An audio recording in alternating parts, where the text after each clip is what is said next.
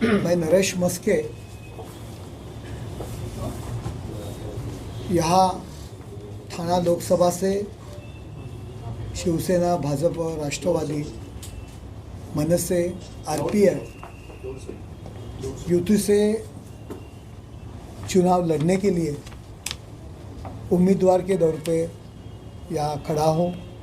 माननीय नरेंद्र मोदी जी, अमित भाई शाह, इनके मार्गदर्शन में हमारे मुख्य नेता और मुख्यमंत्री एकनाथ शिंदे साहब, देवेंद्र फडणवीस साहब, अजीत दादा, राज ठाकरे, रामदास जी आठवले साहब, उनके निर्देश पे ये लोकसभा का उम्मीदवार करके मुझे चुना गया है। आणि या सर्वांमध्ये या ठिकाणचे आमदार प्रतापजी सरनाईक साहेब, गीताताई असतील, या ठिकाणी उपस्थित रवींद्र फाटक असतील, रवी व्यासजी आहेत, हेमंतजी आहेत,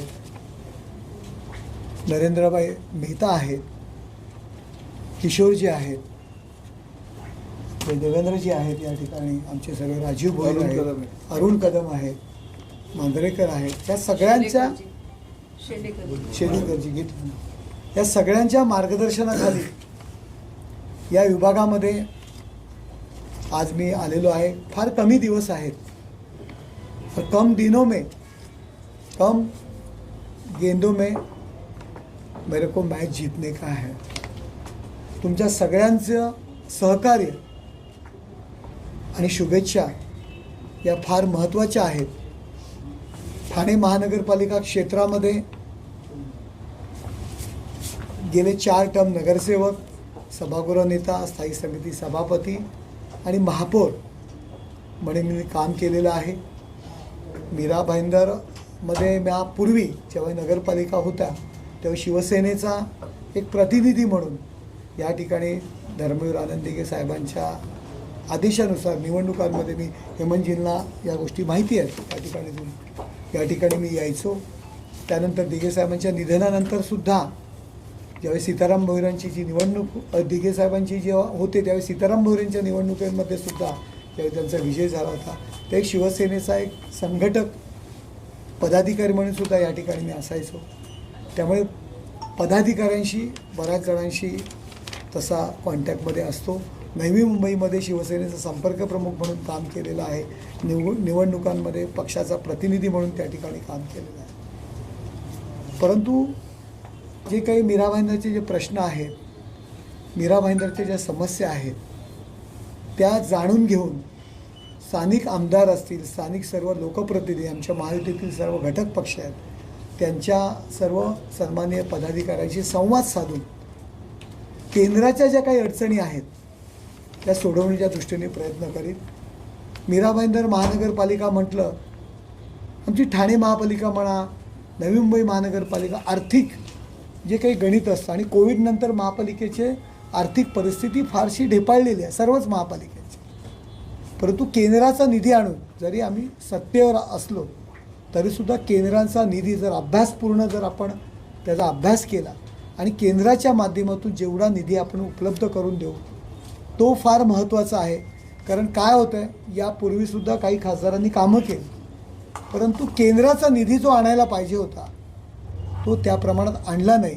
महानगरपालिकेकडे पाठपुरावा करायचा, महानगरपालिकेचा निधी वापरायचा आणि मग त्याचं क्रेडिट घ्यायचं, अशा पद्धतीने काम करण्याची पद्धत नाही आहे। खासदाराचं काम केंद्र शासनाचे जे काही रखडलेले जे काही विषय असतील, समस्या असतील, तर त्यांच्याकडे काय अडकलेले विषय असतील ते सोडवणे आणि जास्तीत जास्त केंद्राचा निधी आणणे। स्मार्ट सिटीच्या माध्यमातून आमच्या ठाणे महानगरपालिकेचा झालेला विकास तुम्ही पाहिला आहे।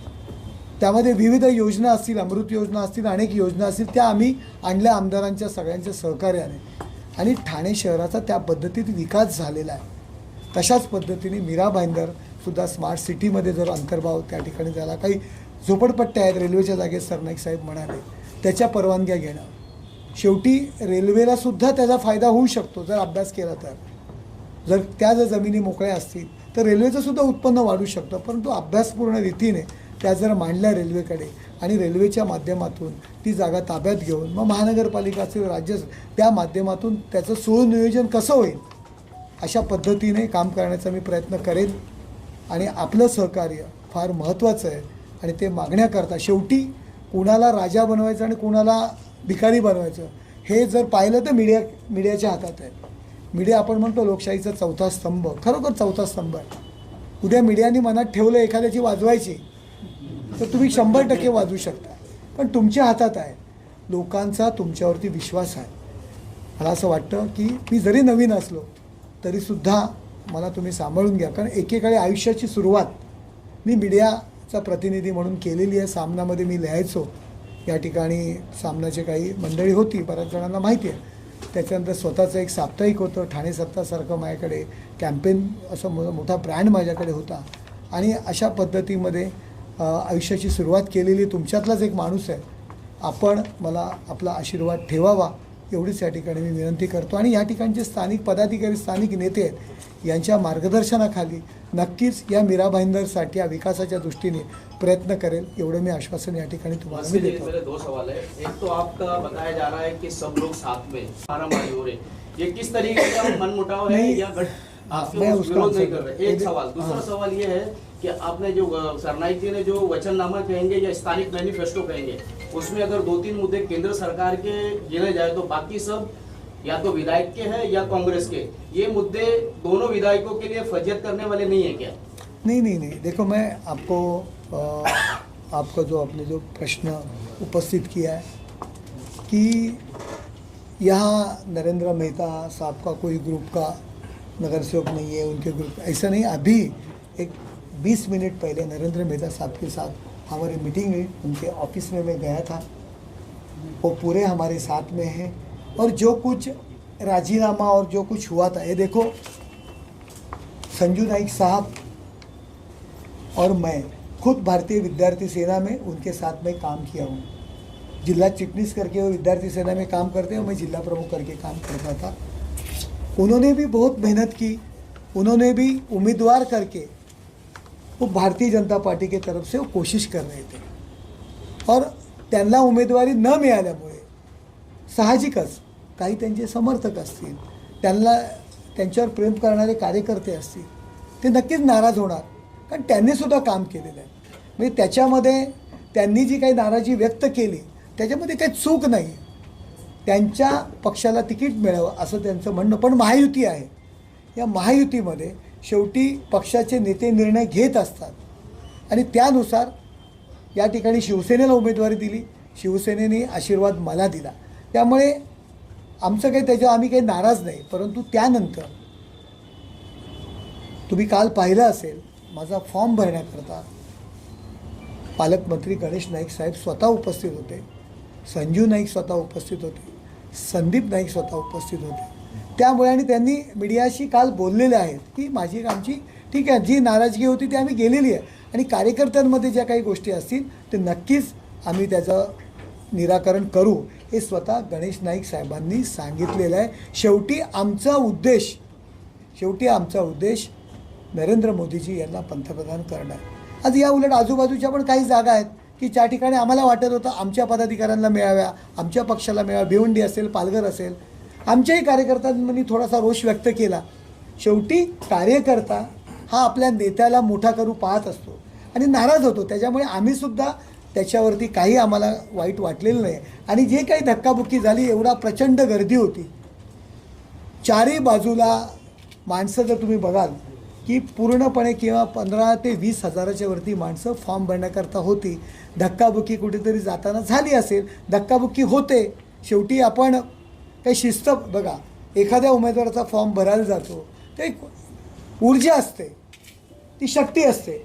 तरुण मुलं होते, धक्काबुक्की झाली म्हणून त्याच्यामध्ये काय मारामारी आणि ह्याचा होण्याचा विषय, धक्काबुक्की झाली. कार्यकर्त्यांनी प्रत्येकाला पुढे जायचं असतं, नाचायचं असतं, धक्का देऊन दुकान नेत्यांसमोर थोडंसं स्वतःला इस्टॅब्लिश करायचं असतं आणि तशा पद्धतीचा करताना धक्काबुक्की झाली असेल. परंतु शेवटी कार्यकर्ते आहेत, कार्यकर्त्यांमध्ये थोड्याफार गोष्टी होतात, तो तिथल्या तिथे तो विषय संपलेला आहे. दुसरा असा विषय की सगळेच प्रश्न सेंट्रल गव्हर्नमेंटशी, मला तर वाटतं मॅक्झिमम गोष्टी आहेत त्या सेंट्रल गव्हर्नमेंटशी संबंधित आहेत. जर राज्य शासनाच्या अखत्यारीत असतात आतापर्यंत हे विषय सुटले असते. सरनाईक साहेब असतील, गीता जैन असतील, हे कार्यक्षम आमदार आहेत. आपण जेव्हा मीरा भाईंदरमध्ये आज आपण फिरतोय मीरा भाईंदर महानगरपालिकेची परिस्थिती एवढी नव्हती की एवढे सगळे सिमेंटचे रस्ते बनवू शकतात. केवळ प्रताप सरनाईक साहेब असतील, बहन असतील, यांनी मेहनत केल्यामुळे एवढा प्रचंड निधी शासनाच्या माध्यमातून उपलब्ध झाला आणि मीरा भाईंदर खऱ्या अर्थाने विकसित होण्याच्या मार्गावर आहे. यापूर्वी मी मीरा भाईंदरमध्ये येत होतो, डांबरी रस्ते होते, कशी परिस्थिती होती मला माहिती आहे. परंतु केवळ ह्या आमदारांमुळे शासनाचा निधी आणला म्हणून याचा विकास झालेला आहे. हे सुद्धा आपण सगळ्यांनी लक्षात घ्यायला पाहिजे. किती बरेचसे प्रश्न या ठिकाणी आहेत की बाबा ते सगळे जवळजवळ मॅक्झिमम विषय हे केंद्राशी संबंधित आहेत. शहर के विकास के लिए आप शहर के विकास के लिए बहुत अच्छी संकल्पना लेके आए हैं. ठाणे लोकसभा का ऐसा इतिहास रहा है कि जो भी सांसद हुआ है वो नवी मुंबई या ठाणे का हुआ. तो जो अपना शहर का एक लगाव रहता है वो देखने को नहीं मिला है. ठीक है, चुनाव के पहले सब लोग इस तरह कहते रहे. तो आपसे क्या ऐसा उम्मीद किया जाए, ये मीरा भाईंदर उम्मीद करें कि अपना शहर देख के विकास करेंगे? कि देखो, उम्मीद तो रखना चाहिए. अगर मैं वो क्षेत्र से जाता हूँ, मैं लोकसभा का उम्मीदवार करके, लोकसभा का खासदार करके मैं जा रहा हूँ, तो मुझे मालूम होना चाहिए मैं लोकसभा के लिए खड़ा हूँ तो मुझे मालूम है कि मैं ये 6 विधानसभा का सांसद हूँ, ये 6 विधानसभा का मैं प्रतिनिधित्व करता हूँ. तो वो विधानसभा का, वो शहर का जो कुछ प्रश्न है उससे तो मुझे लगाव रखना ही चाहिए. इसका एक जवाब मैं भी देता हूँ. पहली 2009 में जब भी प्रताप सरनाईक विधानसभा लड़ा था तभी लोग यही बोल रहे थे प्रताप सरनाईक का तो ठाना है क्षेत्र, मीरा भाईंदर में क्या करेगा. मगर आज कम से कम मीरा भाईंदर के तो लोग बोल रहे हैं कि ठाना में कम विकास हो रहा है, मीरा भाईंदर में ज़्यादा कर रहे हैं प्रताप सरनाईक.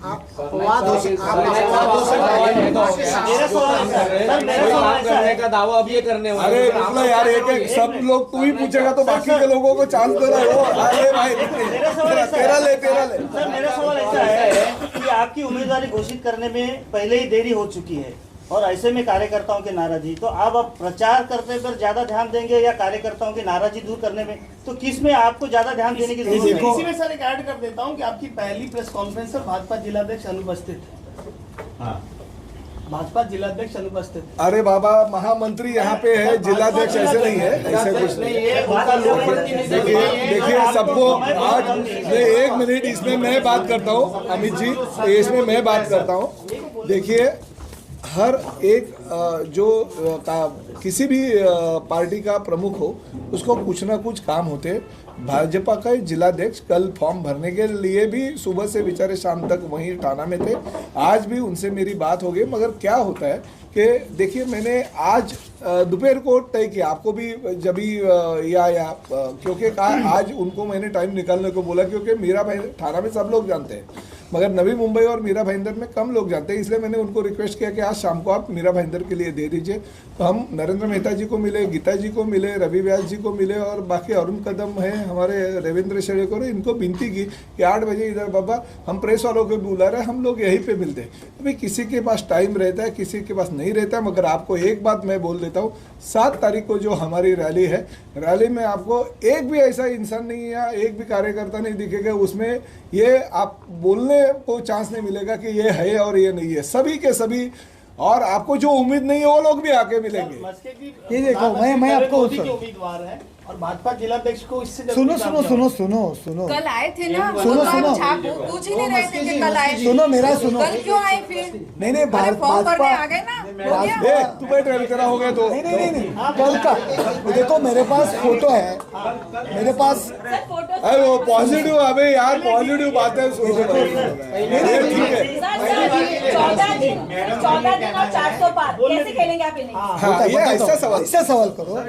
ये देखो, क्या है आपका सवाल का एक लाइन में मैं उत्तर देता हूं. कल हेमंत जी थे, भाजपा का जिला अध्यक्ष थे, भाजपा के प्रमुख कार्यालय में हमारे मीटिंग हो गई, हमारे सब कमिटीज बनी, हेमंत जी उसके साक्षीदार है, वो हमारे साथ में थे. आप देखो, आप सोशल मीडिया पे जाएंगे तो भी देखो. और आप आपने बोला है कि 14 दिन और 400 पार. ये देखो, हमारी जो पार्टी है, शिवसेना रहेंगी, भाजपा रहेंगी, मनसे रहेंगी, राष्ट्रवादी रहेंगी, रिपाई रहेंगी, 365 दिन काम करने वाले कार्यकर्ते रहते हैं. 24/7 हम लोग काम करते हैं. हम लोग सिर्फ इलेक्शन के टाइम खड़े नहीं होते कि बाबा देखो हमारे पार्टी, हमारे आमदार, हमारे जो पदाधिकारी है 24/7 लोगों के लिए खड़े रहते, कार्यकर्ताओं के बलबूते के ऊपर कार्यकर्ताओं के काम के ऊपर हम लोगों तक पहुंचेंगे। ये लोकसभा का इलेक्शन है, महानगर पालिका का इलेक्शन नहीं है। कार्यकर्ता हमारे काम करते हैं और वही लोग हमको जीत के लाते हैं। उनके कार्यकर्ता के बलबूते के ऊपर हम लोग जीतेंगे। आपकी काफी कठिन है क्योंकि सामने राजन विचारे ऐसा लोगों का मत है। अभी मैं उसका भी आंसर ये देखो, हाँ देते हैं। इसको ऐड कर रहा हूँ सर। आपने बोला छोटे समय में आपको मैच जीतना है। सर आपके ऑपोजिट जो दूसरी टीम है वो हर 5 साल के बाद वर्ल्ड कप जीतती आई है, उसको आप कैसे लेंगे सर? अभी सुनो, जो राजन विचारे अब खड़ा है, मैं किसी के ऊपर इंडिविजुअल नहीं कहना चाहते थे। राजन विचारे अब तक जो जीता है ना, तो ये लोग साथ में है ना, प्रताप सरनाईक रहेंगे, रविंद्र फाटक रहेंगे, नरेश मस्के रहेंगे और एकनाथ शिंदे साहब, गीता जैन रहेंगे या रवि व्यास जी रहेंगे, हेमंत जी रहेंगे, उनके बलबूते के ऊपर वो जीता है। राजन विचारे जो जीता है, हम लोगों ने देखो, हम लोगों ने उसका पर्ची बांटा है, हम लोगों ने उसका फ्लेक्स लगाया है, हम लोगों ने झंडा किया, उसका नियोजन करने का काम हम लोगों ने किया है। वो खुद के ऊपर नहीं जीता है। अभी जो उसके लिए काम कर, एकनाथ शिंदे साहब का जो सपोर्ट रहता था उसके ऊपर जीता है। आज उनके साथ एकनाथ शिंदे नहीं है, प्रताप सरनाईक नहीं है, रविंद्र फाटक नहीं है, नरेश मस्के नहीं है, गीताबेन जैन नहीं है। राजन विचारे हमारे कार्यकर्ताओं के मेहनत के ऊपर जीता है। नहीं, उनके पास नरेंद्र मोदी जी भी नहीं है। और नरेंद्र मोदी जी भी नहीं है।